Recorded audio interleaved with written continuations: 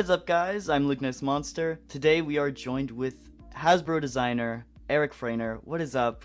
Really nice to have you in the chat, in the live stream. So, would you like to introduce yourself? Give us a little bit about yourself and what you do for Hasbro? Yeah. My name is Eric. I am a designer at Hasbro. This was actually my first job out of college. I was hired pretty much directly out of University of Cincinnati. Onto the Star Wars team. I was lucky enough to apply, got the job. I started initially on the kid lines, mainly working on kind of vehicles and creatures and stuff. Then slowly, basically, I've worked on almost everything on Star Wars. The only thing I haven't worked on is role play. So I haven't worked on like lightsabers or helmets and stuff like that. But I worked on kid items for a long time, worked on value stuff, led the vintage collection for about a year or two. And for the last 3 years, since the end of 2018, I believe, I've been leading the Black Series. So basically, and then at the beginning of this year, I took over the Indiana Jones license as well. Yeah. So for the Adventure series. So it's been a lot of projects. It's been a lot of fun. I've been very lucky to work on the stuff I've been able to work on.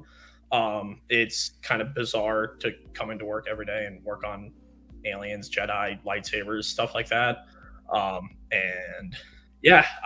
am a designer, so basically I'm responsible for like pitching stuff to the team, trying to get alignment on figure selects, trying to like establish what would come with the figure, the concept, gathering the reference for our sculptors. Tom is one of our sculptors, and he does a fantastic job on everything that we do.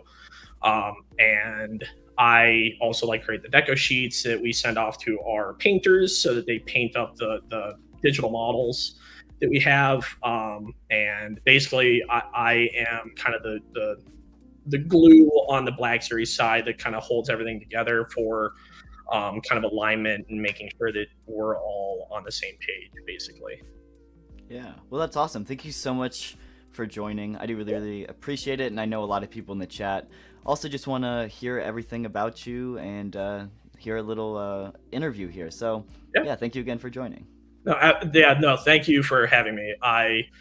We don't get to do like kind of just interviews like this very often.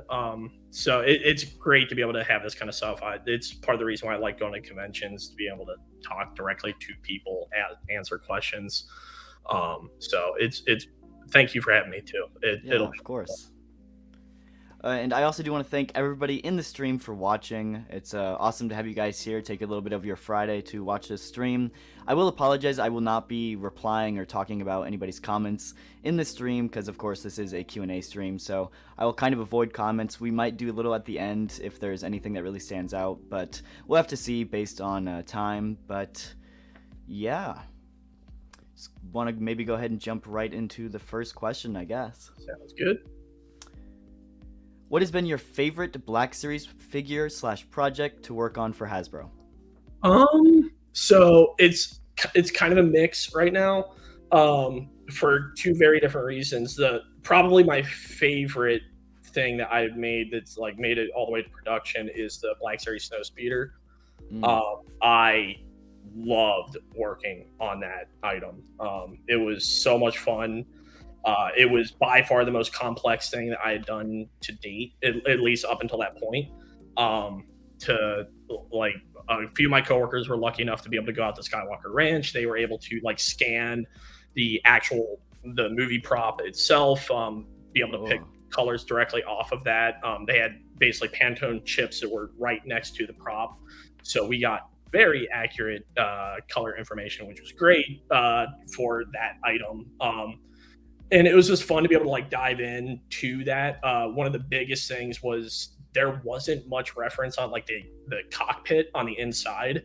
So we kind of had to not make it up, but we had to do a lot of digging into what that cockpit would look like. We ended up using a cutaway image in a book that showed what the cockpit looked like, because we didn't know what uh, the rear kind of area looked like. So we were able to use that to kind of negotiate kind of what that would look like. So that was a lot of fun. We kind of had the opportunity to make it canon what that really looked like, and try to bring it to life. Because we tried to get reference at the ranch, and they just didn't have that info there. So that was just a ton of fun, being able to like put in where the grenades were, where the grapple hook was. It was a lot of fun. And then the other one that was one of my favorites was the first Baby Yoda that we worked on, the Grogu. Yeah. It it was such a whirlwind of a project. When he came out in the show, it was like all hands on deck. We had to jump on him immediately.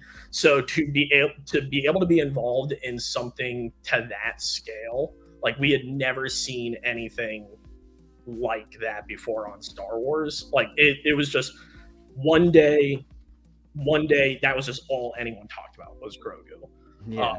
So to be one of the first ones to kind of release a product around him, and announce a product, and like there was a ton of eyeballs on that. Like there were that had to go all the way up to like pretty high up at Lucasfilm to get approval and all that, which is normally not the case. So we have so it was just a really fun, different kind of project. It was just a whirlwind thing, and to be able to be involved in something that to that scale was crazy. Yeah, that's awesome. I know like the Black Series vehicles are some of my favorite stuff that we've gotten in the Black Series line. So I believe the Snowspeeder was the last like large vehicle we've gotten. Yeah. But yeah, hopefully we see more in the future. I know I showed you this on Instagram, but I've been working on the Black Series 6-inch scale like ATST. It looks awesome. Yeah. I would love to be able to do more stuff like that. Yeah, the issue always is with Black Series vehicles is they're just huge. Yeah, like sure. Luckily the Snowspeeder is actually 1-to-1 scale, like pretty much exactly, and that's even a big ship. So like there just aren't very many things that like lend themselves to being able to be like displayed on a shelf. Like we made the 6-inch TIE fighter, but it was just an intimidating size. Like, people saw that box on the shelf. No one like it kind of turned people off from buying it because they were like, I don't know where to put it. Yeah. And that's part of the issue with a lot of the Black Series vehicles is they just get so big so fast. Yeah. I do own the TIE fighter. That thing is a beast. It's so big. It's an amazing vehicle. It's awesome looking, but it is huge. Yeah. It takes up a ton of space. And like I even saw like comments on the Snowspeeder. They're like, I don't know where to put it. Like it takes up a significant amount, and it's one of the smaller vehicles. Like outside of the like individual speeders and stuff, it's relatively small, and it still takes up a ton of room. Yeah, for sure. Anyway, next question. How do you decide which characters get selected to be made into figures for the Black Series or even Vintage Collection? And then does Disney and Lucasfilm have any say in what's created? Yes, they have final say in what gets created. We have to. It's a partnership, so we initially come up with the kind of waiving for the year. Normally it is kind of tied to whatever the new show or movie or whatever happens to be coming out that year. That's normally where we try to dig in the most. We want to have newness for whenever the shows or movies come out. So and we normally try to have like a spattering of other like classic characters we haven't done yet. Times where there's like an anniversary, like right now we're doing the Return of the Jedi 40th anniversary, so we basically went through a list of characters we hadn't done before for the 40th, and that kind of helps to establish that kind of thing, and that can help to round out our line, and then outside of that, it is basically me and a few of like my coworkers pitching characters we want to make, trying to fit them in, and trying to get those out there. And we pitch that internally. It goes up through management. They like approve it. They have feedback. There's definitely a lot of cooks in the kitchen in terms of like what gets made. And then after we align internally, we send that off to Lucasfilm and Disney, and they approve it. And sometimes like Lucasfilm will be like, hey, this character will be big, or like, especially for the new shows and new movies, we don't know like what the focus is going to be on like a specific character. So a lot of times they'll be like, hey, we're anticipating this character is going to be big, we would recommend you doing this character. And normally we already had like an idea of wanting to do that anyway. Yeah. So we're normally pretty aligned on that kind of stuff. But yeah, it's definitely a partnership. It is something that we work closely together on, what characters get made, basically. Yeah, that's awesome. What's the process / time frame of creating a Black Series figure, all the way from like the idea or the concept to it arriving on shelves? So in terms of the time frame, it is normally around 18 months. So it generally speaking, yeah, from the time we get the reference and we get the concept, especially if it's like a brand new character, from like a new movie or show, we get those assets, and it normally takes about 18 months from concept to when it hits shelf. Some projects lately have been more in the like 13-14 month range, kind of depending, just in terms of trying to get stuff out quickly, as quickly as we can. So but in general it's around that time. And yeah, the process, for like classic characters that have already been existing, it's a matter of us going in our own library, gathering reference, that we get directly from Lucasfilm. If we are missing reference, we will directly request that stuff from Lucasfilm. They have a library that they have access to that's separate from us. So if we're like missing something in particular, we will reach out to them. They will send us stuff. For the new shows and movies, they will a lot of times like give us a download, and then they will like of the basic story, and then they will give us like a huge like kind of dump of all the assets, with context as to who the characters are, a little bit of like background information, so that we can select what characters we feel like fit best for that show. And yeah, so basically I kind of gather a board. It's called a concept and input board, where it is the reference, what accessories it comes with, what features it will have, if it has anything unique, if it has soft goods, all that stuff. So that's where like I kind of establish that. We send that off to Lucasfilm. They approve that or have any comments on it. That comes back. After that gets back, we send that concept board over to the sculpting team, where they begin sculpting the figure. Then that gets shown to Lucasfilm to get approval. That comes back, and then I start creating the deco sheet, which is the kind of paint by numbers version of the sculpted board, where it is kind of showing the factories where to paint, how to paint the figure, what colors to use. And that also goes off to our model artists who develop the paint master, that we send off to Lucasfilm for approval. Basically, every step of this is Lucasfilm approved. And basically, yeah, after that, that's all like kind of the pre-production. Then we start the post-production, which is us actually making the tools, checking the tools, making sure that it's all functioning correctly. And then they slowly start adding paint, they add packaging, and we kind of approve it at every step of the way. There's probably about 10 checkpoints along the way for any given project. Yeah. Give or take. And then I'm assuming that there's always some times whenever like Lucasfilm or Disney will submit like concept art that's accurate at the time, but then they change it in the actual show, and so then it's the figure's inaccurate. Kind of like I know the big one that a lot of people were talking about was Bad Batch Rex.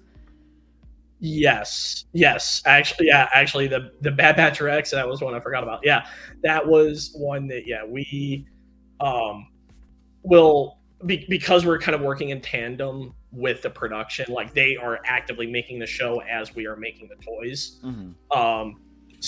stuff happens and things change. It could be something that happens on the day while they're shooting or while they're animating. They could be like, oh, we don't like that now. They'll remove it, or they'll change something, and it's kind of just it's how it is, and that's especially when we're working in tandem with production.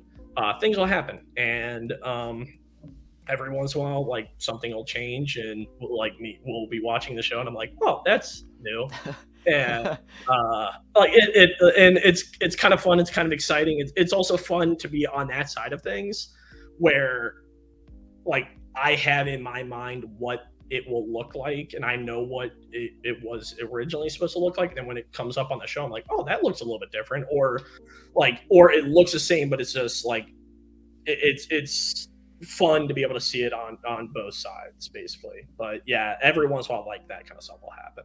Yeah, I think I know another one that I saw. I believe it was another Bad Batch. I believe it was Bad Batch Echo, where the figure we actually did get was accurate, but I want to say they were like it was like a leaked like box art of the original version where he had like the season 7 helmet from Clone Wars.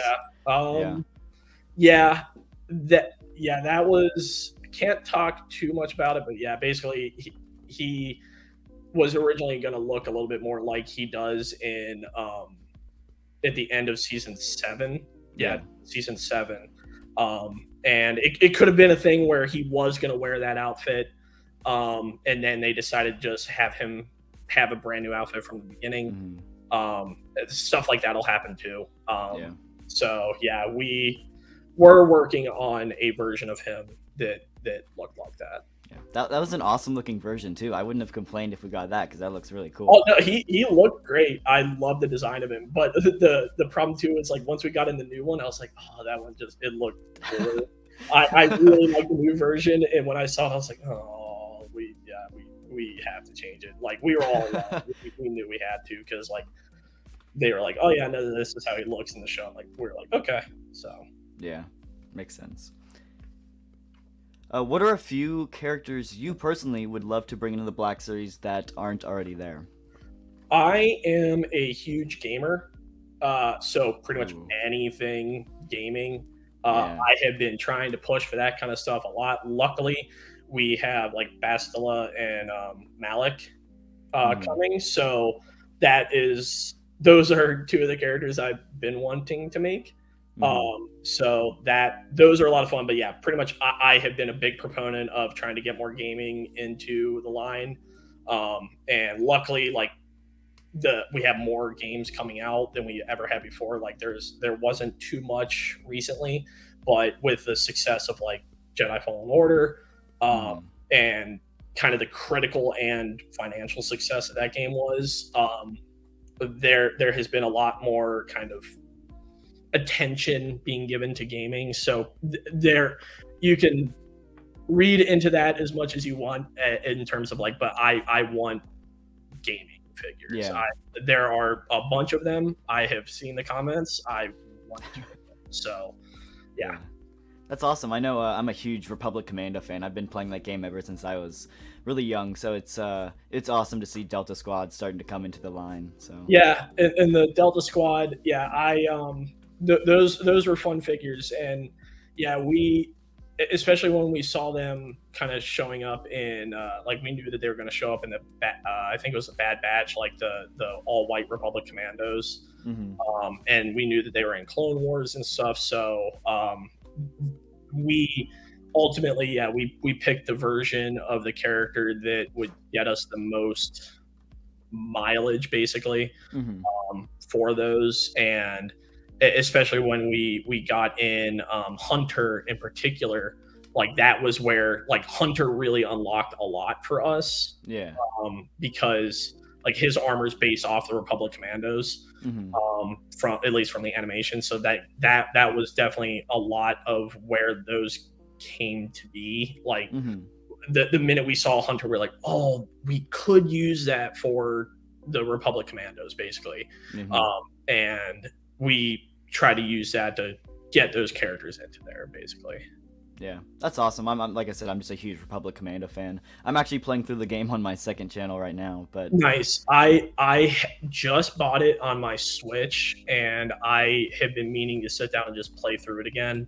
mhm, It's been a while, and I think on Steam there was like a huge like 30 game pack that I mhm, bought on like in Steam Summer Sale or something, and it came with like Republic Commando. It came with like Knights of the Old Republic 1 and 2, and I don't even know what else it came with. It came with a bunch, and I geeked out when they released Pod Racer on mhm, Switch. I played yeah, that game so much when I was a kid. it's an awesome game. Yeah. I know. I also love Jedi Knight, Jedi Academy with like Kyle Katarn Ooh, and stuff. yep. Love those games. Yep. Same. I that was one of the ones that one of my friends like that was his favorite game growing up, and Mhm. he talked to me a bunch about that, and he has been messaging me on the side just saying like, I want a Kyle Katarn character, and I'm like, I believe you, I do too. And so yeah, I'm hoping with like with Basila and Malik, I hope those do well, Mhm. because if those do well, then that means that we can do more of those kind of characters. It helps pitching those kind of characters.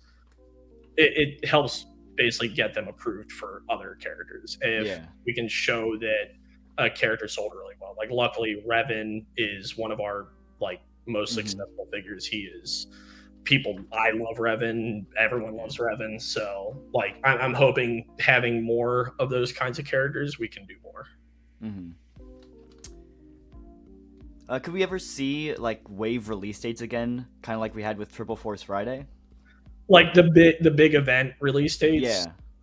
I definitely I hope we do. A lot of those were tied to movies, Mhm. um, and with the shift to streaming and how fast the production is on streaming, it's made it a little bit more difficult to do those big event release Mhm. dates like Triple Force Fridays.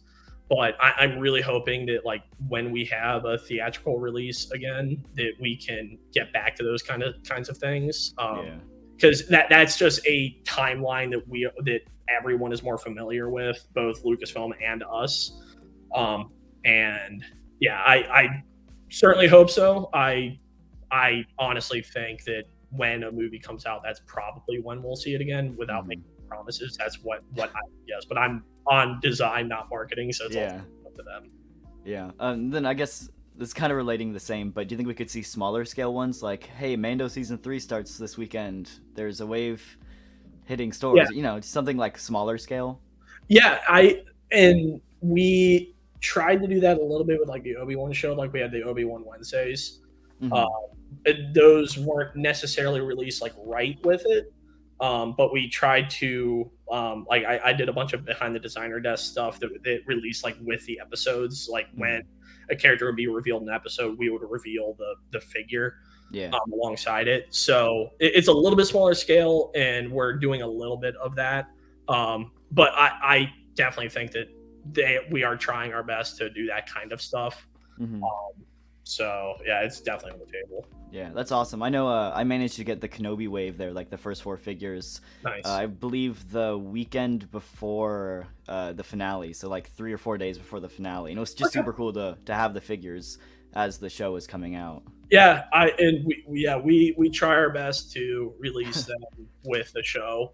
Yeah. Um, yeah, it's again just yeah with the productions is so much different on the shows. Like they have the volume, which really speeds up their production. They can kind of make decisions on the day. A lot of the visual effects are kind of partially done Hmm. in that regard. So like it really has sped a lot of stuff up. But yeah, the Obi-Wan show, being able to have that stuff out there and announce it with it was awesome. Yeah, I know. I actually just recently got the Andor in his like Imperial disguise. I think I got it the exact same day as that third. I won't not third episode. I don't know what episode it was, but It was yeah, this most recent one, I the think. most recent one. Yeah, I know. I'm like, oh, that's so cool. I was just holding it as I'm watching it. I don't know. I thought it was really cool. So. Yeah, I was glad too that happened as early as it did, just because like we don't really know when some episodes are going to drop, or like what outfits are going to be in what episodes. Hmm. So yeah, that was a fun one, just to be able to like reutilize that tool and make it into Andor. Hmm. I really like continuity stuff like that, where like the same kind of armor is used across different movies and different Hmm. shows. It just helps the world feel more contained and lived in, when it's not like a brand new design for every single armor. Hmm. Yeah, that's awesome. Okay, so now moving on to a little bit of more like Hazlab related questions. What factors goes into like choosing items for Hazlabs? It is a very big conversation. So with those items being as big as they are, huge campaigns, they have to all be planned out months and months in advance. We have to know exactly what we are doing, all the tiers, all of the marketing assets, what we are planning on doing. It is a long process. Hmm. We like normally try to tie it around some sort of program, whether it's like an anniversary, like a 40th, or something like that, or like with the Razor Crest, it was Mando. So being able to tie that around Mando was huge, and being able to do that. And normally we are always trying to look for what is the new big thing that both us and Lucasfilm can celebrate. Hmm. When it is tied to a show, that's even better, because the kind of a lot of the marketing is there in the fact that the show is happening. Um, Hmm. so that definitely plays a factor in it. Obviously, the Rancor we had picked because of the 40th anniversary for Return of the Jedi. Yeah. We wanted that to kind of be the thing that was like it was centered around. So it's a long conversation. We have like a pretty big list of things that we have looked at for a variety of things. And then also kind of talking amongst the various teams too, like knowing what other people are planning to on Hmm. other brands. Yeah. So, speaking of the Rancor, with how close the Rancor was to getting funded, is it possible to like see a Haslab go back up? Because I believe it was only like 300 or 400 away from getting funded, and it was just so close. I, I, Yeah, I it, believe that like another like 3 or 4 hours it would have got funded. Like it was so oh, it close. it would have. Yeah, it definitely would have. That was it was heartbreaking. I mentioned this on streams before. Like I had pitched that from the minute I was hired. I am a huge creature nerd. I love monsters. I love creatures. So like I was pitching that from the beginning. Like even in meetings where it didn't make sense to pitch a Rancor, I was pitching it. Um, Hmm. and it was a shame. Unfortunately, I I don't think it would be possible, at least at the moment, to see that come back and reintroduced. It's a little bit too fresh right now, and it would Hmm. also kind of undo the point of Haslabs. Yeah. The point of a Haslab is that it can fail, and it was important for us and for everybody to know that even on a brand like Star Wars, that it can fail and we have to let it fail. Hmm. And if we just change the rules and re-release it and be like, "Hey, we're going at it again," it would kind of undermine HasLab. It would undermine a lot of the things that other brands have done if other ones have failed or anything like that. Hmm. Um, Yeah. None of that is to say that we couldn't go back to it. There could be an opportunity where we do go back. We could relook at it. But I would, it's a pretty safe bet that, at least for the moment, it's probably not going to be revisited, at least for a while. Yeah. So this is along the same line. So I don't want to be like redundant or anything, but with all like the sculpting and detail that went into the already existing Rancor, is it possible we could see that reused for like a different version, like a Book of Boba Fett Rancor, or just see that kind of project rebranded so all of that hard work doesn't go to waste? Again, yeah, I would never say never. Any time that we do see like a Rancor, like we did in Book of Boba Fett, um, luckily too, we looked at it and they are like the same size. So the Rancor that was in Book of Boba Fett was the same size as the one in the Return of the Jedi. Hmm. So that kind of thing, it could. Again, it's just a little bit too fresh. The last thing we want to do too is redo it and then potentially have it fail again. Yeah, of course. That would be not good. Yeah. So I think for the moment, like, we want to focus on things that are a little bit stepped away from that, something a little bit newer. And we could see it come back at some point, but yeah, I wouldn't anticipate it for a while. Yeah, that makes sense. Mhm. So you guys have confirmed in some previous interviews that some Hazlabs, like a Black Series X-Wing, have been considered, but eventually just kind of like scrapped due to the huge size of it. What have been like some other ones that have just kind of been considered but scrapped just because they're so humongously big? There have been ones we've discussed. I don't want to go into the specifics of the ones we have discussed, just because I don't know what the future is for what we might do.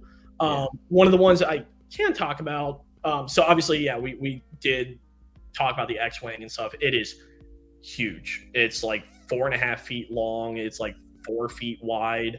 There was an issue of, like, we didn't even know how to display it. I don't know where to put it. Like, it's in my office right now. I don't know what to do with it. It's gigantic. You could ship it over here. I wouldn't. Yeah, I bet Hasbro would love me for that. So it was one of those things where we had to like pick a Hazlab. We have to pick Hazlabs that make sense, not only like price point wise, but displayability wise. Like, there's a certain amount of, like, I don't know where to put this. And for a thing like as big as that is, it's longer than the barge. And actually, I have the barge right there. It's longer than the barge is, and it's like 5 times wider. Yeah. And the barge was even kind of, we didn't know where to put it. So, and for the price point that we would need to have that at, it would be a substantial price point, which would also be a little bit scary. One of the things I looked at, it was not really brought up in terms of a like Hazlab for the 6-inch, was the Sandcrawler.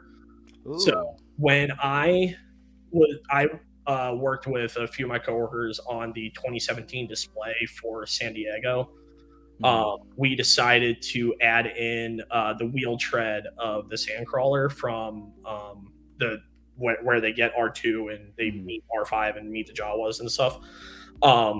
And I made a 2-scale wheel tread of the Sandcrawler, and just for my own curiosity, I blew up the Sandcrawler to what a true 6-inch scale would be.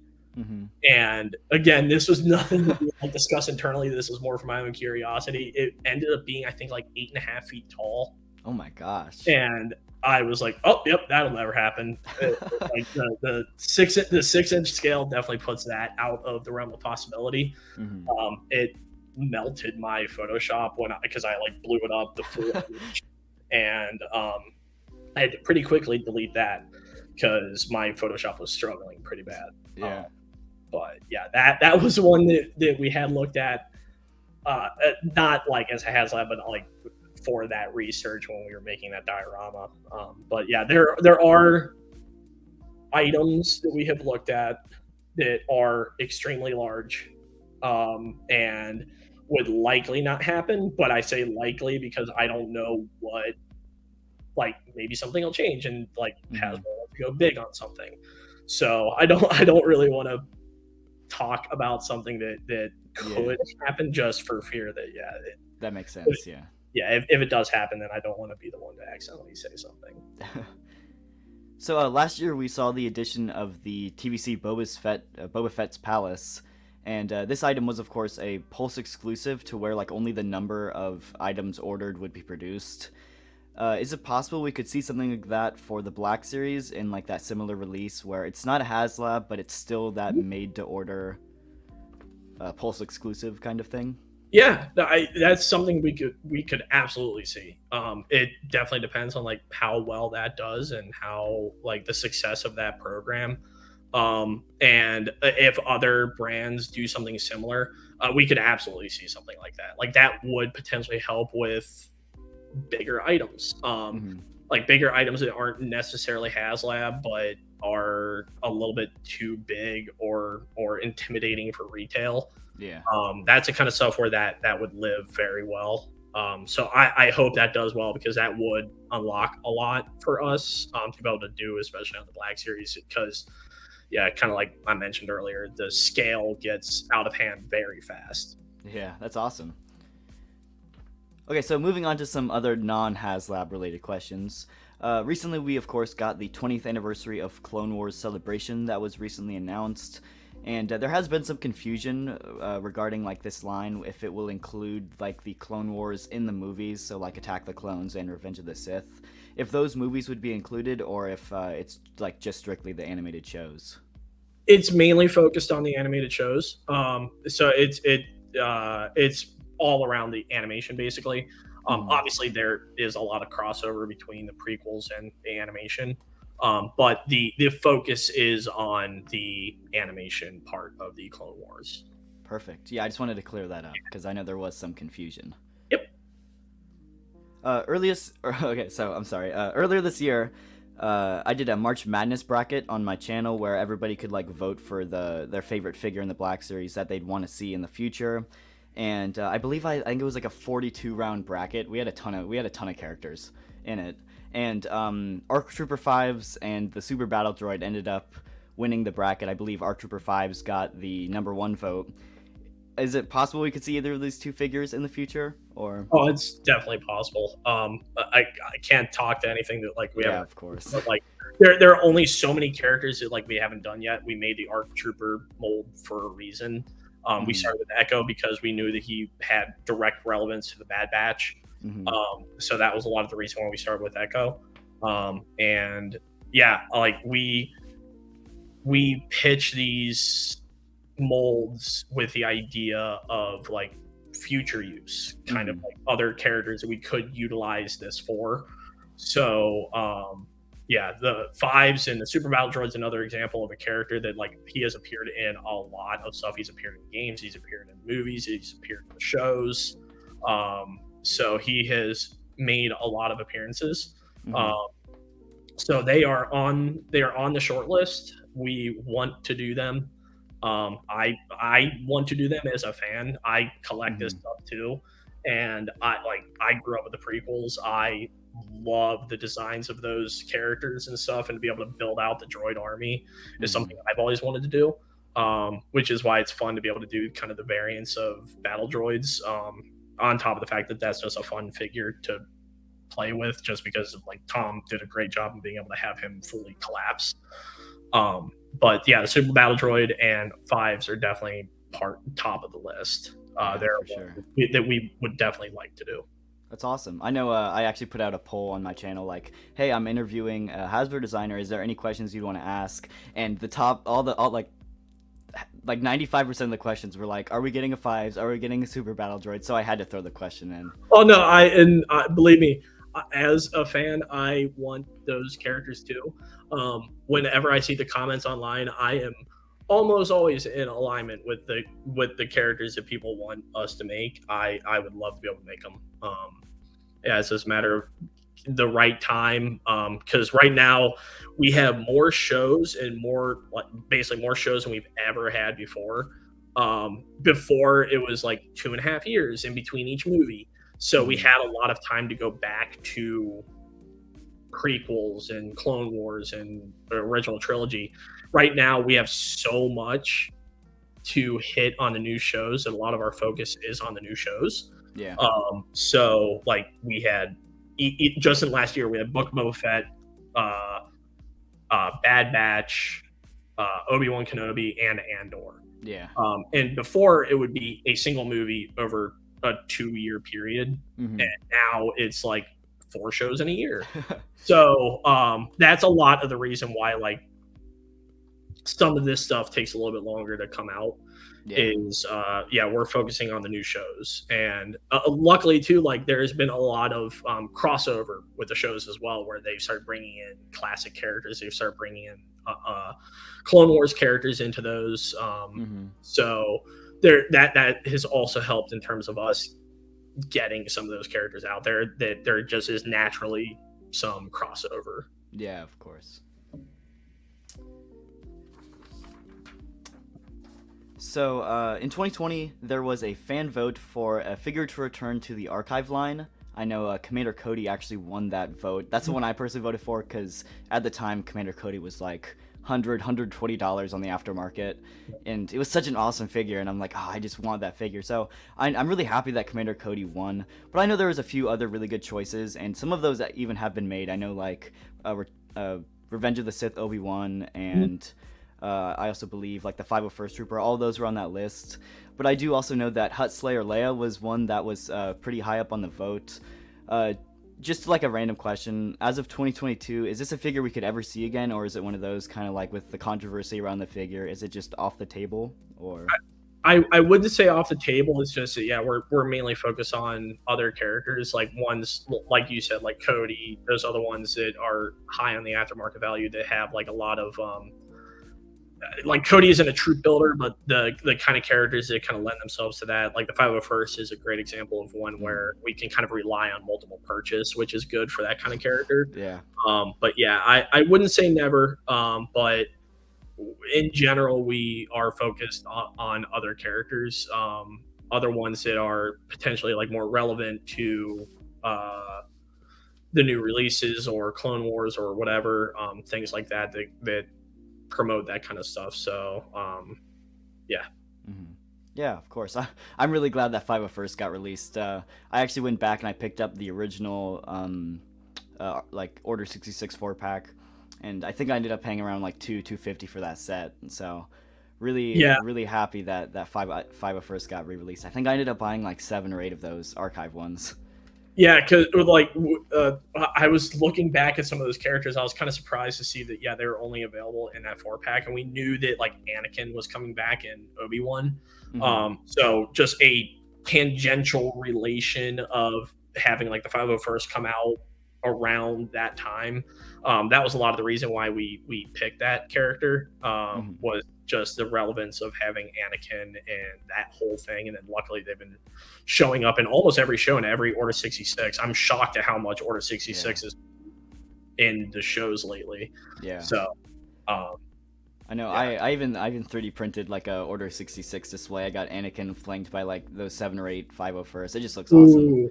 That's awesome. I would love. Do you have that on like online? I'll definitely take a look at that. That's awesome. I can send you a photo. I don't. I would show you right now, but I have my camera. I don't want to like move my camera and everything. But yeah, I'll take a look at it later. Yeah. I love seeing the custom stuff. I got a 3D printer over the pandemic while I was at home, and I've been just printing up random stuff. And I love that 3D printers have become so common. Mm-hmm. Because people can do this kind of stuff and custom make stuff. I do a lot, so I love how approachable that kind of stuff is now. Mm-hmm. I know a great 3D printer, like content maker on both Instagram and YouTube. Lanespeeder Luke does a ton of great files and stuff. If you're ever interested, I follow him. I think I've talked to him. I know I've interacted with him. I'm pretty sure I follow him, and I think I've seen his stuff, and it's really cool. It's crazy, yeah. Yeah, awesome. I try to find those kind of accounts all the time. I love seeing that kind of stuff. Yeah, for sure. So that is actually all of the original questions that I submitted, but I think we do have a little bit of extra time. So you mind if I just throw a few random questions in there too? Go for it.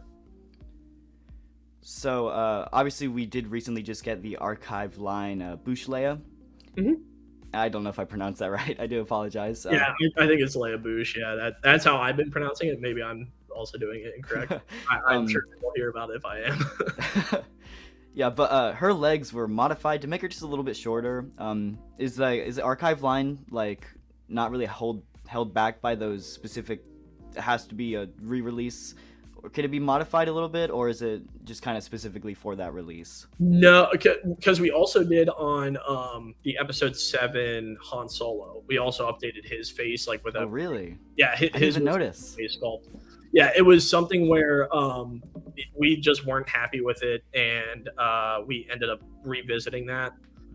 We resculpted him, slightly modified it, and then updated with inkjet. But no, like it's in general, Archive is intended to be like re-releases and where possible updating with inkjet to update them there. But yeah, luckily Leia Bouche and Han have helped open the doors a little bit to being able to update those characters for Archive. We need to get like kind of special permission to do that kind of stuff because it's out of it's not normal. But like the Leia one in particular, that one was wrong enough that we were like we need to update that. That was something that like Tom specifically, he was like, if we're gonna do Leia, we have to update the legs. And when we brought up to Lucasfilm was even like, can we update the legs? We're like, oh yeah, we're already planning on it. So luckily that was an easy enough decision because we had released a bunch of Leias up to that point. And when we showed it to management, we are like, hey, here's Leia Bouche compared to all the other Leias. And she was like a head taller than all the rest. So they were like, oh yeah, that looks really wrong. And we're like, yep. And so we went and fixed that. And yeah, I don't like, it'll definitely be a case by case basis, and it'll only be where it like makes sense, where something is like blatantly wrong or something that we feel like we really need to change. Because otherwise, like if we're going to make an update like that, we would probably try to do it like as an exclusive or just release it in mainline or something with an update. Kind of like we did with the Stormtrooper, like we just completely remolded that figure and just made him better. Better articulation. So that's kind of where we probably would be on a lot of these, but that was a small enough change that we could justify it in Archive. Yeah. I also do want to thank everybody watching. We just hit 100 people in the stream, which is crazy because that's the most we've ever gotten in a current stream. So thank you guys so much. I do really appreciate it. I'm really happy we could have Eric on here to do that. So I'm happy for you, man. I'm this has been a lot of fun. I really enjoyed this, and I like just being able to talk to people and talk to you guys. So I'm of course. glad your stream's doing well. Thank you. I appreciate it. So another just random question. Recently, I believe it was actually today or yesterday, Out of the Basement, another Black Series YouTube channel, recently mentioned an idea, one of their videos that I thought was super cool, and I really wanted to pitch it to you guys, I guess. But they pitched like this idea of a subline called the Legion line, and this would kind of be like a credit collection or a carbonized line where they're all pretty much just repaints of already existing figures, but it would be focused around troop building. So you know, there's endless clone troopers you could do, or endless stormtroopers, or rebel soldiers. You know, whatever troopers there are, there's just endless possibilities, and of course. Their army build, army build them. So, is it possible we could see a subline like this? Or absolutely, yeah. No, that's the kind of stuff that like goes over very well when pitching that kind of stuff. Like things where, because being able to do stuff like that helps us to save money to be able to make like new figures, new stuff. With how many shows we have coming out, like we are doing a lot of new stuff, and having this stuff kind of supplement the brand new tools really helps us be able to do that kind of stuff. And yeah, like the clone variants, there are so many clone variants that we haven't done, especially as we've started to release more and more of the Jedi. I would love to be able to release their equivalent battalion along with them so that you have for sure display. And we've been slowly moving through those. And yeah, like the one thing I also really want is like be able to have, there aren't very many good rebel troop builders. They tend to be like really unique or like have a lot of like just stuff on them. Because a lot of our troop builders end up being like Imperials, which I love. They always look really cool, but there aren't very many like of the good guys out there. And this could be a great line to be able to justify that and have be a good place for those troop builders to live. Because I would love, and there's a ton of the droids we haven't done yet. I was looking through a list of them the other day just to see what we had done, what we hadn't done. So no, I love that idea. I legitimately might pitch that up on my end. Yeah, that'd be awesome. Yeah, I know. I just recently rewatched Clone Wars, and like, there's every episode. I'm like, there's a random background clone that just looks really Yep. cool. I'm like, that looks so good in the Black series, you know. So I figured I'd pitch the idea. Yeah, and like with a lot of those, sometimes it's just like a helmet, a new helmet, or a new just whatever. Like Hmm. it's minor updates, or it's just a redeco. It's just new patterns. And I love being able to have like that army be able to showcase all the different battalions. Hmm. Yeah, for sure. So another question. Back in 2017 for The Last Jedi, we saw this is kind of like the first ever deluxe packs that we really saw in the Black Series. But they included these little like environmental bases. I believe they had soft goods, and then they also had diecast accessories. Some of my favorite just Black Series releases altogether. They were super cool. And unfortunately, I just don't think they did very well because they were sequel trilogy figures, and there was so much hate around The Last Jedi at that time. Is it possible we could ever see something like this come back? Like, I know, like a Mandalorian figure, you throw in like a soft goods cape, environmental base, and some die-cast accessories. Like, that'd just be so cool, and I don't know, it'd just be awesome. No, I agree 100%. Like that's the kind of stuff that I would love to be able to see, the world building aspect of it, being able to have like a scene that you have like right out of the box. And yeah, it is unfortunate that a lot of those were tied to sequel trilogy stuff, because the product of that just Yeah. didn't do great, and it's not any indication of like the product itself, or the concepts that we had. Hmm. It just didn't resonate. Yeah. And unfortunately, some of the stuff that was kind of tied to that, um, there has been some hesitation to go back to some of those concepts because Yeah. of them just being a part of whatever it was. Hmm. And no, it is absolutely in the realm of possibility. That's the kind of stuff Cool. that like we try to do and we want to do.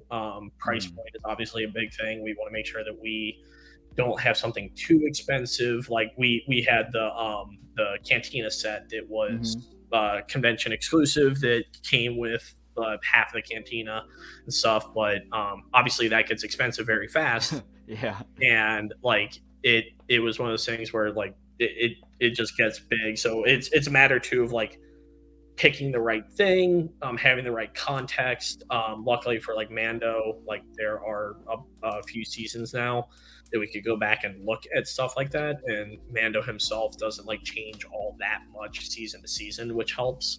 And it helps us to kind of put the dollars towards the newness of the environmental pieces, or the diecast stuff, or yeah, I have been trying to do that kind of stuff more. So hopefully we'll see more of that in the future. Hmm. But yeah, we'll see. Yeah, that's awesome. Um, yeah, I was gonna say something. I completely just lost my train of thought. Oh, happens to me all the time. Yeah, the joys of trying to come up with questions. Oh yeah, it was about those environmental bases. Yep. I actually have the Kylo Ren one sitting here. What Is that the statue one, or the it's the one that had like that went with the throne yeah, for Snoke. That yeah. one. One Mhm. of my favorite things. It was one of the first Black Series I actually ever got, but I just like fidgeting with like the little like die-cast helmet. It's actually metal, which I just put on my table, but my mic's not on my table, so you probably couldn't hear it anyway. I But heard. I don't know if they did. I heard. but yeah, just it's just awesome. I'd love to see that with some other figures. So No, it's something that I think that now there's enough separation that I think we can probably repitch a lot of that stuff. mhm. It's also a matter of like trying to find the right place for it. Like I said, a lot of our stuff is tied to new shows, the new like shows, new movies, stuff like that, and a lot of that stuff we don't have like environmental information on. Like we don't know, well, like we know what the character looks like, but we don't know what like the set that they're in looks like. We normally don't know that until the show comes out. Mhm. So it's a matter of like finding that right place. That's why like Mando is probably the best place for that, because they're going into season 3. Yeah. Where we have the context of the previous 2 seasons. We kind of know what they're going to be doing. We have the trailer now. Yeah, that's kind of stuff that we probably could justify a little bit more. Yeah, for sure. So I do apologize. I'm kind of throwing on some like straight out of the blue questions. Um, but is it possible we could see some more of those like smaller scale? I can't say scale vehicles. Like I know we saw like the larger ones with the snow speeder and stuff, but like just some of the smaller like one-man speeders. Like I know maybe Scout Trooper and Speeder Bike for 40th Return, or ATRT for Clone Wars. Just or even a Blurg for Mando. Just some of those smaller scale vehicles. Yeah, I want to make those kind of things. Like we pitched a lot of those. The like Blurg especially, we just didn't know how important or big or anything it was going to be. And then it got to the point where like we didn't know where to put it in. We didn't know where to like slot it in for like Black Series, because like we were focusing in on the characters we didn't have yet for Mando. Like there was a bunch of like main characters we hadn't done, and we wanted to focus on those. But no, I think and hope that we will be able to get stuff like that in. There are a lot of small scale speeders that would fit very well in the Black Series, that are shelf friendly, price point friendly things. The Blurg is a great example. Like things like the Stap Speeder, those are it's essentially the size of a figure. So those are the kind of things that I would absolutely love to see, and hopefully we can get through and find the right. It's about finding the right place and the right home and the correct way of kind of getting it out to the market. Yeah, of course. And then another one I just thought of that I definitely want to ask. We don't get a ton of Vac Metal stuff, even in TVC. Is it possible we could see some like Vac Metal Black Series at some point? Because I know there's like Captain Phasma, Mando, see a ton of like different Vac Metal characters that would look great in that chrome shiny look. And I think Emily hit on this during Celebration. Vac Metal is very expensive. Yeah. And that is a lot of the hesitation around doing it. We would have to have it be part of like a larger set where the price point can, because otherwise like we'd have to charge a lot of money for if we just did Mando on his own. Yeah. The way that Vac Metal works is we would have to retool the parts that are Vac Metal. So it would be new tooling on top of the fact that just making Vac Metal is painfully expensive. Yeah, I could believe it. And so either we would have just a really expensive single figure, or we would have it be part of a set where like kind of the price is a little bit buried in the larger set. Like of course. The Razor Crest we had, I believe the Pram was Vac Metal, and a lot of the reason why we could do that there was it was part of this gigantic set, this like large like multi-$100 item, where something that expensive can kind of fit, and it doesn't just arbitrarily make this thing way more expensive. But again, I think that's one where we would just have to find the right home for it, and find the right item, whether it's like a multi-pack or a 3-pack or whatever it happens to be. And who knows, maybe there's something down the future where suddenly there's a new innovation where Vac Metal suddenly becomes way less expensive. That kind of stuff does happen. Like for a long time, we just didn't have the capability of doing Vac Metal for a variety of reasons, and luckily we were able to figure out a way to do it. It's just now finding a cost-effective way. Yeah, of course. Yeah, that makes sense. And speaking of like the Vac Metal, that kind of brought up in my mind like diecast, and this isn't like could we get more of it, it's like just is it possible as like a designer, I don't know how this works of course, but is it possible to get like a hybrid of plastic like diecast, like for example like a Mandalorian figure where only the armor would be diecast but the rest of it would be plastic? Is that possible at all? We probably could. There's actually this metal, this kind of plastic that has almost a metal infused in it. We Mm. use it on some of our stands for the FX sabers. Hmm. It's plastic, but it feels metal.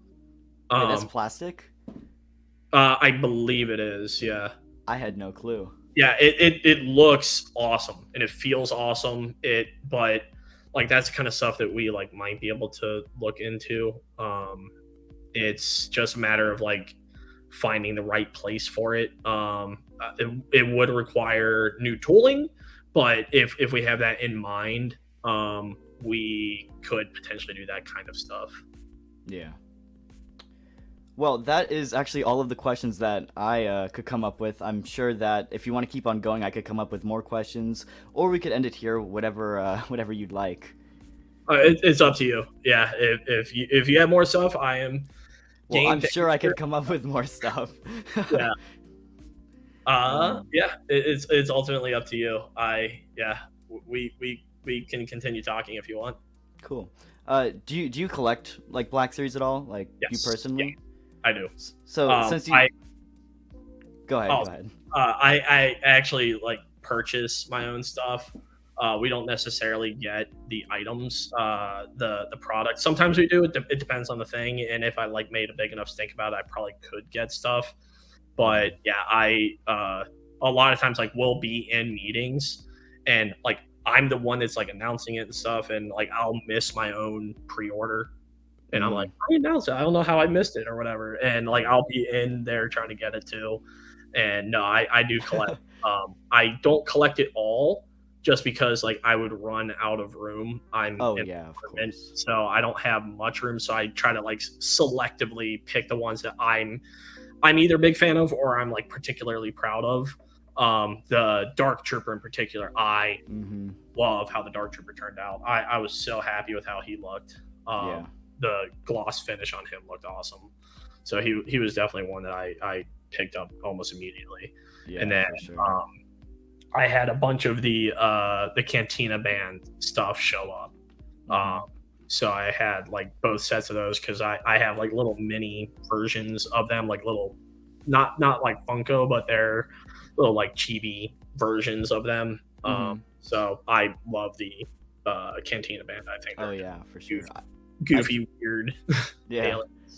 I just recently picked up my first Cantina band member. Now I'm scared because my bank account's I'm gonna have to pull out a loan Yeah, just to get out the other seven. yeah. I was trying to come up with a way of having the cantina where you can get as many or as few as you Mhm. wanted, because like otherwise you'd have to have like a 7-pack, and that would Yeah. be like, oh, it would be really really expensive, and I didn't want that for me, and obviously didn't Mhm. want it for anybody else either. So being able to have it be a little bit like you can buy into it as much as you want or as Mhm. little as you want. I was really happy that that worked out, and people were like doing the math online. I think it was like you buy one of the deluxe packs and then like 5 or 6 of the Mhm. single figures, and that gets you the whole band. And Yeah. that was also the reason why we put all the flutes with the single figure, Yeah. was because there were multiple flutes, and it was like a little bit different depending on which reference images we were looking at. There's some behind the scenes stuff where we couldn't tell how many of each flute there were, so we're like, we'll just put all the flutes with that guy. uh, and then we just put all of the ones we knew there was only one version of, so like both drums and then the little bagpipe thing. Mhm. um, we put all of that with the deluxe figure because we were like, okay, you only need to buy that one once, and then you can buy the other one as many Yeah. times. Yeah, that makes sense. I know. I have a little cantina display with the PulseCon cantina and then a few 3D printed chairs. Nice. And I think at this point I'm probably gonna have to get at least 3. I don't know if I could go over 3 because then I might not have enough room in my display. But that's gonna look really good in the cantina display for sure. No, I like being able to build out the cantina aliens and stuff. Like we've been like slowly building those up with like the cantina bar and then the aliens and stuff, because like at least definitely my way of pitching the cantina aliens was, I was like, they're essentially troop builders. I was Hmm. like, you just buy one and you can build an army, but you're just building a band. Yeah. But yeah, it's they're big, so there's a Yeah. lot of them. Yeah, for sure. I never realized how big the band actually was, because like in the movie you only see like 4 or 5 on screen, but then you go Yeah, to like all the extra stuff and there's a lot of yeah. them. In my mind, my memory of it, there's like 4 or 5, and I Hmm. think there's like 7, Yeah. and yeah, it's bigger than I thought. There's definitely a lot of them there, and yeah, trying to gather the reference. The one that was really hard to find was I forget the name of the instrument, but it's the one with the 4 legs that kind of come up. It's a really background instrument. We like were doing our research and we just happened to find it there, and we're like, oh, that one works. And trying to find stuff on that to sculpt it was really hard because there was Yeah. not much on it. Yeah, I could believe that. Yeah. I know TVC has recently been getting like the army builder packs where it comes with like 3 troopers and then like a commander or something. Is that something we could see come to Black Series? Yeah, actually like I it could definitely come to the Black Series. It was something that I had actually originally pitched, and we felt like it was a better fit for Vintage. Hmm. It's just a smaller scale. It's a friendlier price point. Again, with Black Series, like it would end up being like a $60-$70 price point probably for like Hmm. 3 pack or a 4 pack. So it was just a friendlier place to start in Vintage, just Hmm. for the price point. And luckily, those have been doing really well. It's something that people are excited by, and we have a library of characters to do in Black Series, Hmm. um, especially for like we haven't really had all clean clones and stuff Yeah. before. So being able to do stuff like that, where like we have versions of characters we haven't really been able to get out. It also helps from just a price point perspective to not have like something that's like super covered in paint Yeah. and stuff. So, and luckily we have a lot of characters that we could choose from. So it's definitely in the realm of possibility. It's something that I hope will happen because it's Yeah. again going back to like the Legion thing you were talking about, like being able to celebrate those and find a place for troop builders Hmm. is it's always good. It's good for us. It's good to be able to get variants out there, and people like to army build. They like Yeah. to have those available. We want to make sure too that those are available so that new collectors when they come in, like you want a new collector to be able to get a stormtrooper, a clone trooper, stuff like that. Like Hmm. we know that a lot of like existing fans have those, which is great, and existing fans can go and buy new ones to expand their collection. But there are new people every day that come in, and we want to make sure we accommodate the new people as well. Yeah, of course. Yeah, so I am gonna kind of like pick through a few chat questions too, because some looked pretty interesting. Um, I saw one on like the Revenge of the Sith line. We haven't seen any figures in the Galaxy packaging for Revenge of the Sith yet. I'm sure you probably can't answer it, but Yeah, I can't. We know. We know. Again, I grew up with the prequels, so I am and Revenge of the Sith is my favorite of the prequels. So I would love to do Revenge of the Sith figures, yeah, and it is definitely a hole in our line for the Galaxy packaging. The part of the issue too is like a lot of our Revenge of the Sith characters ended up coming out like an archive. hmm, So like that's kind of where they lived. And yeah, there are definitely figures we haven't done yet that would fit into Revenge.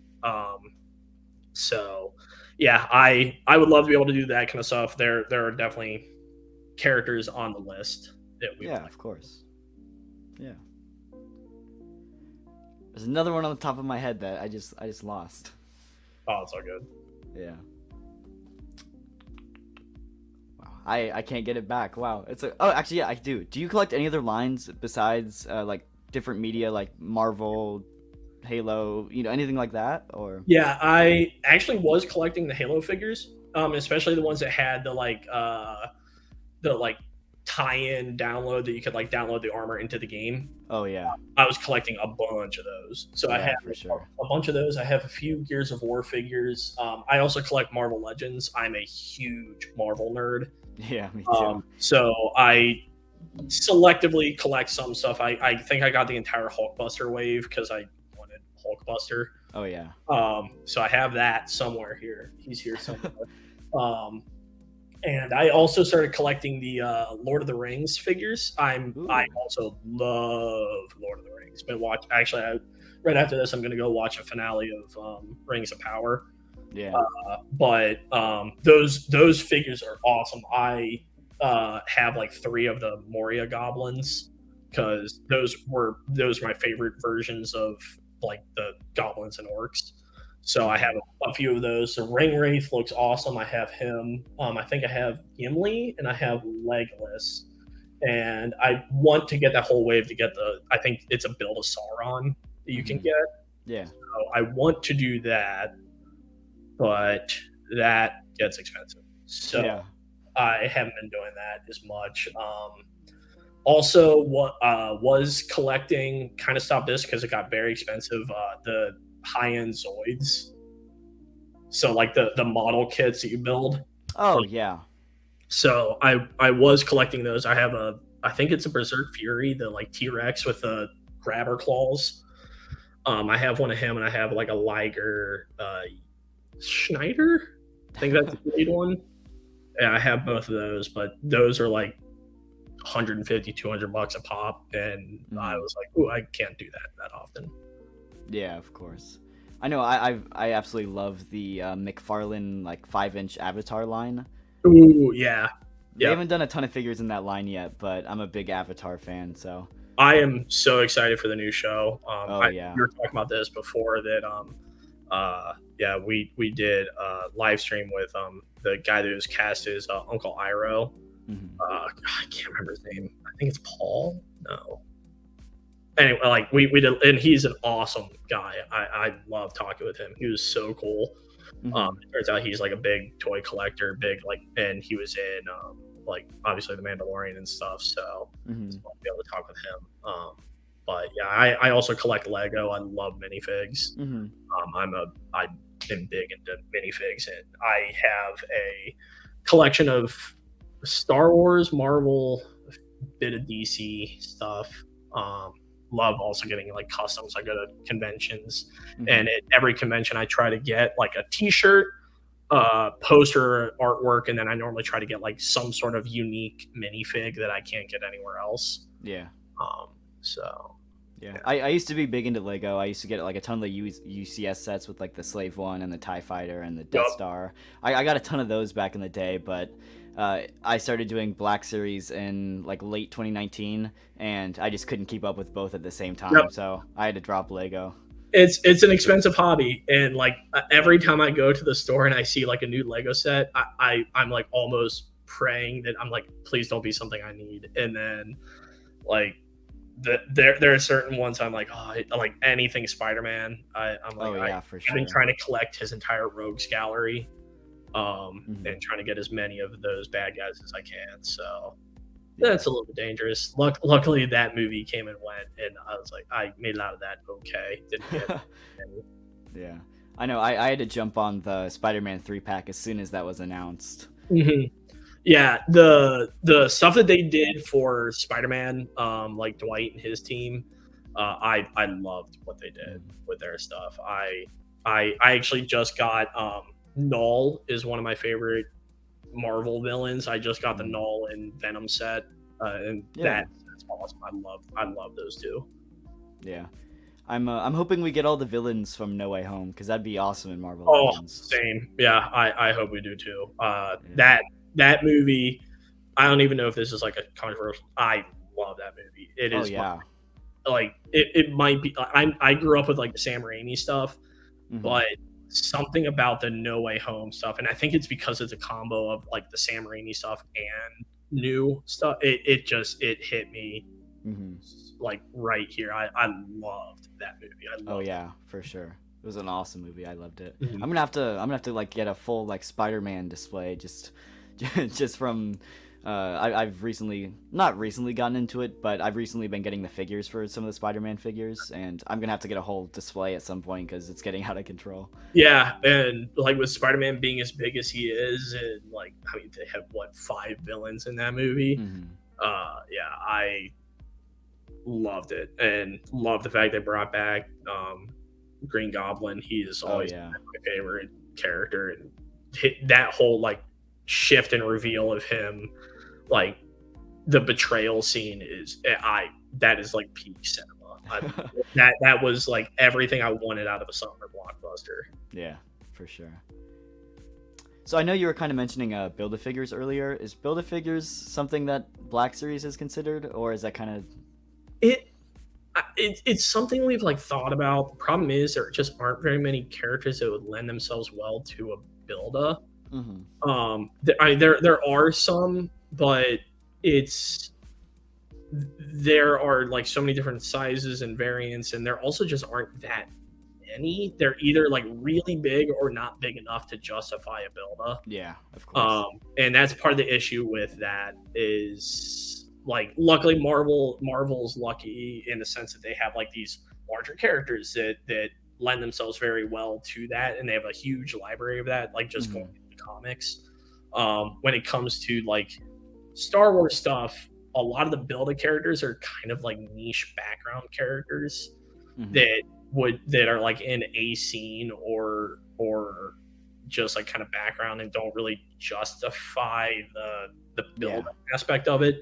There definitely could be like it could just be like us re-looking at it where it's not necessarily build a figure, it could be like build a just whatever.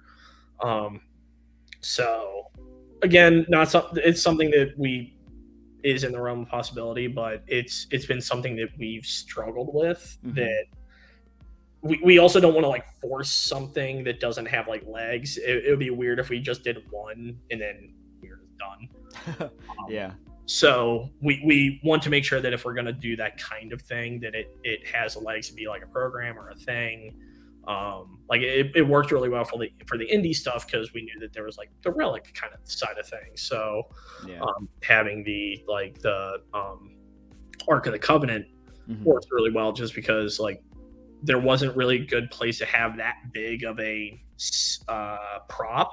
Basically, it doesn't really fit. It would either have to be like an exclusive or a larger 2-pack kind of a thing. So being able to like put the pieces with the various people helped that a lot. Yeah, I absolutely loved the Indiana Jones line the other day when it was revealed. That was super cool. Yeah, no, I'm glad you enjoyed it. It was a lot of fun to work on those. Be able to have those come out. It was a weird kind of change of pace, but also like very similar just because it's all still Lucasfilm. So we work with a lot of same people to get those through and approved. And it's just fun to be able to have, it's kind of a breath of fresh air to work on something that isn't just Star Wars all the time. Yeah, so be able to have like a little bit of indie helps to break up the day a little bit. And yeah, I'm really happy with how those turned out. The melted face on Tote. That's awesome. We spent so much time on that. I can believe it. It took a long time. Like at first it didn't look great. We went back to the drawing board. We had them look at it again. And we went through I think like 7 or 8 rounds getting that face to where it is now. And we are very happy with that. And it is a gruesome accessory. Yeah, for sure. So I think this is a question that I submitted and I just completely skipped over. With the 20th Clone Wars, will we be kind of seeing that throwback packaging like we saw with the Tartakovsky Clone Wars and like the 2008 Clone Wars, or is it going to be in some other packaging? So it could definitely in the realm of possibility that it could be. I think a lot of those two we are trying to make sure that they're in the new Galaxy packaging just because. Oh, okay. And I think it might be a mix. I honestly legitimately cannot remember off the top of my head where we are on those. But like, yeah, it's also important for us to be able to expand on those existing collections. Like we built the Galaxy line for a reason, to be able to like expand on those movies. They have the little mini collection. So if you just want to collect Attack of the Clones, you can do that. If you want to just collect Clone Wars, you can do that. So it's also important for us to be able to like expand on those and celebrate those. But no, it's definitely possible that we could be looking at throwback packaging. Also not like 100% sure where we are on like the various lines. Like I'm only on Black Series, so we could be looking at that kind of stuff across. But yeah, I'm not 100% sure. Yeah, I know that 2008 Clone Wars packaging really hit different. I grew up watching the show, so it was really cool seeing those Black Series figures released in that packaging. Yeah, those were a lot of fun just because they're also just like cool looking characters. I love the designs of them in the Clone Wars. And yeah, I think that's where we brought in like Echo and Anakin and Obi-Wan, and then the Hawk. Yeah, Hawk. Yeah. Yeah. So yeah, those were all very unique characters that we haven't been able to do yet. And those were a ton of fun, and being able to especially, make an ARC trooper, that was huge to be able to like, have that tool now. Oh yeah, I know. When Echo got revealed, it was so out of the blue, but it was so awesome. I freaked out. It was crazy. Yeah. Echo... Luckily too, like the ARC troopers have been like on my list to do, because the last project I worked on Vintage Collection was the ARC Trooper 3-pack for the convention. So that was the final Vintage Collection pack that I worked on. So I already had that experience. I already had like what those were. Yeah. So and I loved working on those and be able to have like all the 501st colors and stuff. Yeah. So they have been on my list. Yeah, I know that is the only actual TVC pack I've ever picked up, is the ARC Trooper 3 pack. It is it's crazy. It's awesome. Yeah, I was lucky enough to be able to get that too. I have it somewhere here. I'm just not sure where. But yeah, I'm so happy with how that pack turned out. And there ended up being like a really good like just story where they all kind of related together. Obviously all being like 501st, that helped, and it was just a really fun pack. And that was one too where we wanted to kind of standardize the colors across all the 501st for those. So yeah. I know too that at least in the reference that we had, I think each one of those actually had different shades of blue, but it looked weird in the pack where they were all shades of blue, but they weren't the same blue. Yeah, I could believe that. So that's kind of where we worked with Lucasfilm to establish a 501st color, and kind of standardizing that across any of the 501st that we do, so that anytime you buy a 501st, it's the same color. And I think I pulled that color from that 3-pack you were talking about earlier. I went back into our archives and found what that color was, so that if you were to display your ARC troopers, it would still fit with that older 501st figure. Yeah, for sure. I know both of those two Echoes right there are so similar, just in the color too. Like the TVC and the Black Series. They're a little different, but they're so close. That's because I did both of those. So yeah. I literally took the deco sheet of the Vintage Collection one, blew it up to the 6-inch one. And obviously, like, there's a little bit of differentiation just because of the size difference. Colors can look a little bit different depending on the scale. So there's sometimes you have to shift the color here and there to have it look a little bit more correct or accurate from one to the other. But yeah, I tried my best to make sure that those looked very similar. I think when we were going through the factory stuff, I think I asked for a picture of that Echo side by side with the Vintage Collection one, like you have there, just so that I could see if they look similar enough. And then obviously, yeah, there's some variation as it gets into production. But yeah, I definitely try my best to make sure that the two spoke to each other, basically. But yeah, I know picking up that Echo in store is awesome. Echo is by far my favorite Black Series figure, so it's super cool getting to be able to pick that one up. Well, I'm glad you liked him. It was fun to work on. Any of the ARC troopers are fun. The ARC Umbra trooper, that one's awesome too. He was one of my favorites, just in terms of he just sticks out on the shelf like the black and orange. He stuck out awesome. Like he just has that like presence on shelf, which I really like. I know, it was really weird. GameStop just shipped my pre-order for that figure like 3 months early out of nowhere. GameStop's awesome like Yeah. that. I I love working with GameStop. Every time I go into a GameStop, I always see our stuff on shelves. I always see it Mhm. there. I like whenever we make like an exclusive for them, I'm like, oh, cool. Like, yeah, it's great to work with them. They have awesome stuff. Yeah, for sure. I'm a big fan of the Gaming Greats line, so it's cool seeing those stuff in GameStops. Yeah, I love it too. And luckily, like those do very well. And again, like the better those do, the more I can justify like gaming figures. Oh yeah, for sure. Alrighty, well, we did go for about an hour and a half, so thank you so much for joining. I do really, really appreciate it. It's been an awesome stream, and I've absolutely loved talking to you. No, it's been a lot of fun. Thank you for having me. It was great. Definitely would love to see your diorama that you made. So definitely send that to me after. Yeah, of course. And Yeah, no, yeah. Thank you for having me, man. yeah, you're welcome on the channel anytime. So Yeah, just hit me up if you ever want back on, and we could try to get something worked out. sounds good to me. Yeah, Awesome. I'll definitely keep in touch. Definitely, for sure. Well, thank you all for watching. I do really, really appreciate it. We did get up to 100 viewers, and we did maintain 100 for most of the stream. So thank you guys so much. I do really, really appreciate it. And I also do want to thank anybody who did give a super chat. I do apologize for not acknowledging them during the stream, but that is absolutely incredible, and I cannot thank you guys enough, because all of it just goes right back into the channel and producing content for you guys. So thank you everybody for watching, and I'll see you guys in the next stream. Thank you very much.